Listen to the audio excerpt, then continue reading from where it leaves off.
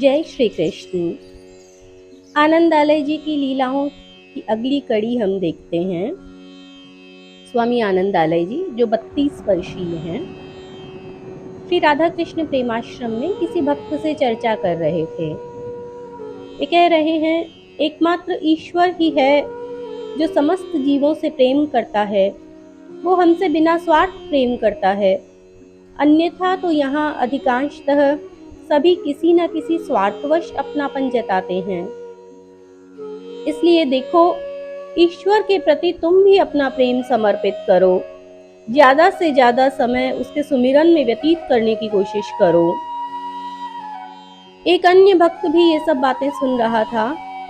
वह स्वामी जी से सहमत नहीं हो सका और बोला, स्वामी जी, आप कहते हो कि जगत में कोई निस्वार्थ प्रेम नहीं करता, परंतु मेरे घर आकर देखिए, मेरे सभी परिवार वाले आपस में कितना प्रेम करते हैं। विशेषतः मुझसे तो सभी बहुत स्नेह करते हैं। उन्होंने पूछा, तुम क्या करते हो? जी, मैं राजा के मंत्रिमंडल में हूँ। ऊंचे ओहदे पर हो? जी। महीने की आमदनी कितनी है? यही कोई 400-500 होगी।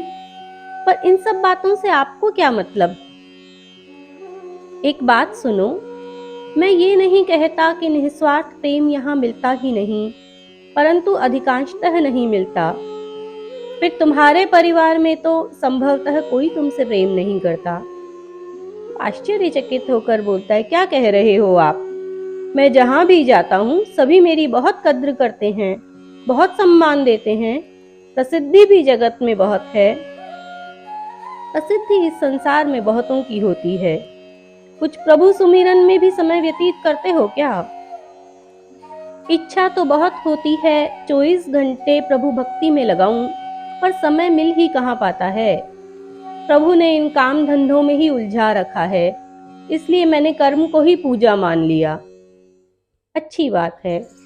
अब एक काम करो, राज दरबार की ये नौकरी छोड़ दो। 1 महीना घर पर रहो, समय भी बहुत मिल जाएगा। खूब प्रभु सुमिरन करो। 1 महीने बाद आकर अपने अनुभव बताना। काम तो तुम्हारा चल ही जाएगा। पहले का धन ही काफी होगा। पहले का धन तो काफी है, लेकिन सारी जिंदगी उससे काम थोड़े ही चलेगा। और मेरी नौकरी? वे हंसते हुए बोले, नौकरी वापस दिलाने की जिम्मेदारी मेरी। तुम जब कहोगे वापस मिल जाएगी, चाहे 1 महीने बाद ही काम में लग जाना। अब तो कोई हर्ज नहीं है। लेकिन ध्यान रखना, ये बात किसी और से मत कहना कि नौकरी पर वापस लग जाओगे। जी, यदि वापस नौकरी आप दिलवा देंगे तो बहुत अच्छा है। 1 महीने की छुट्टी ही मिलेगी मुझे तो। लेकिन आप कहाँ से दिलवाएंगे? उसकी चिंता छोड़ो तुम। इतना विश्वास तो मुझ पर कर ही सकते हो। नहीं, वो बात नहीं है। ठीक है, मैं आज ही जाकर इस्तीफा दे देता हूँ।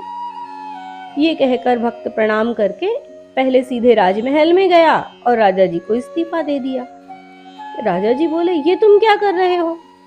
तुम तो हमारे मंत्रिमंडल के सबसे होनहार मंत्री हो। क्या तनख्वाह कम है? और बढ़ा देंगे। नहीं, ऐसी बात नहीं है। तो फिर क्या करोगे नौकरी छोड़कर? वैसे ही कुछ समय ईश्वर भजन में लगाना चाहता हूँ। जो थोड़ी बहुत जिंदगी बची है उसी के सुमिरन में लग जाए। पागल तो नहीं हो गए? कहीं मदिरा तो पीकर नहीं आ रहे? अभी तुम्हारी उम्र ही क्या है? नया नया विवाह हुआ है, साल भर बहुरानी को आए नहीं हुआ, बाल बच्चे भी नहीं हुए। ये कैसा भूत सवार हो गया? कोई गुनाह तो नहीं कर रहा? भला गलत क्या है? गलत ही गलत है, सही क्या है? यूं अपनी जिम्मेदारियों से भागोगे तो भगवान भी नहीं अपनाएगा। मुझे देखो, बेटे पोते हैं, पर फिर भी मैं अपनी तरफ से अपनी सब जिम्मेदारी निभाता हूँ और भगवान की पूजा भी रोज 1 पहर करता हूँ। उस समय किसी से नहीं मिलता। भक्त कोई भी बात कहता, परंतु राजा जी उसे काट देते। बहस छिड़ गई। अंत में वह हाथ जोड़कर आ गया, मुझे तो आप अनुमति दीजिए, मैं चलूं। यूं कहकर भक्त घर की तरफ चल दिया। सोच रहा था, माता पिता, छोटे भाई बहन, बड़ा भाई, पत्नी सब सुनकर बहुत खुश होंगे। विशेष तौर पर पत्नी और माता पिता की खुशी का तो ठिकाना ही नहीं रहेगा। इनको हमेशा यही तो शिकायत रहती थी कि हमारे लिए तो समय ही नहीं है तुम्हारे पास, राजा की नौकरी से ही फुर्सत नहीं मिलती। यही सोचता हुआ घर पहुंचा। जब सभी बैठे तो वो बोला, माँ तू कहती थी ना तुझे तीर्थ यात्रा करवाने का समय नहीं है मेरे पास। बाबूजी कहते थे कि कभी 2 घड़ी चैन से बैठकर बात भी नहीं करता। अब बोलो, अब मेरे पास खूब समय है। माँ खुश होते हुए बोली, क्या कह रहा है? राजा जी ने कुछ दिन की छुट्टी दे दी? अरे नहीं माँ, मैं उनकी नौकरी ही छोड़ आया। सुनते ही सभी की हालत खराब हो गई। बड़ा भाई बोला, नौकरी छोड़ आया? मूर्ख तो नहीं है? क्या करेगा घर में बैठा बैठा? भगवत भजन? भगवत भजन? बड़ा आया भक्त। भजन करने को रोका है किसी ने तुझे अब तक? घर का क्या होगा? भैया खूब धन है, यही खत्म नहीं होने वाला। बाबूजी बोले, तू तो नौकरी कर, कहाँ खर्च करना है इसकी चिंता मत कर। अरे ज्यादा रहेगा तो हम मंदिर में सहस्त्र घट करवा देंगे, ब्राह्मण भोज करवा देंगे, भगवान और देगा।